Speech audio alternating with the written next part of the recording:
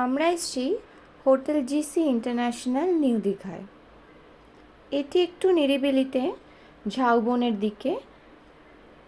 সামনে সুন্দর একটি সাজানো পার্ক আছে, বাচ্চাদের প্লেগ্রাউন্ড আছে। এটা রাত্রিবেলা দেখতে অপরূপ সুন্দর লাগে।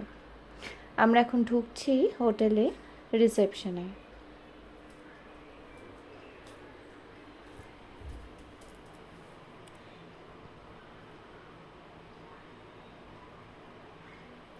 রিসেপশন দিয়ে ঢুকেই একটি সুন্দর সুইমিং পুল, এটি হোটেলের কমন সুইমিং পুল, যেটাতে আলাদা করে বাচ্চাদের কিডস পুলও আছে এবং যথেষ্ট ক্লিন এরিয়া।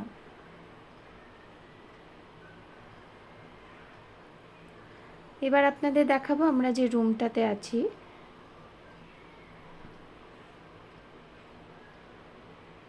আমরা যাচ্ছি আমাদের রুমের দিকে। তার আগে রুফটপের যে ক্যাফেটি আছে সেখানে একবার ঘুরে যাব ভেবে লিফটে উঠলাম।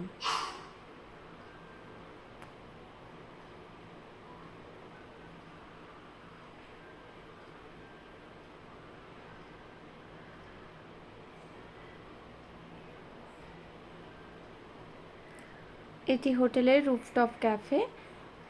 এখানে বসে আড্ডা দেওয়া এবং সুন্দর ভিউ দেখা যায়, বাট আনফর্চুনেটলি এখন এটি বন্ধ।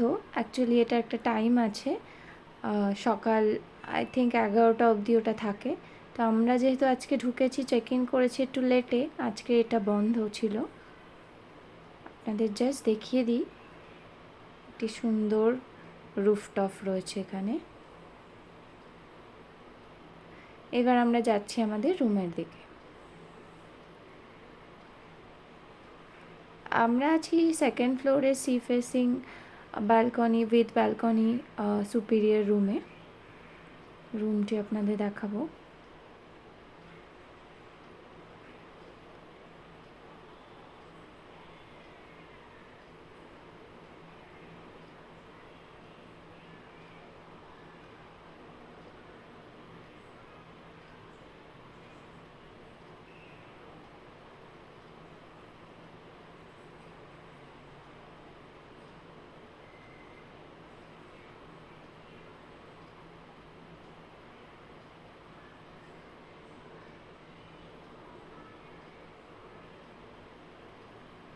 বেশ সুন্দর রুমটি, দেখতেই পাচ্ছেন। আমাদের তো খুব ভালো লেগেছে এখানে থেকে, স্টাফদের ব্যবহারে এবং যথেষ্ট ক্লিন, সার্ভিস ভালো, এখানকার ফুড ভালো। স্টে করে আমরা তো অ্যাটলিস্ট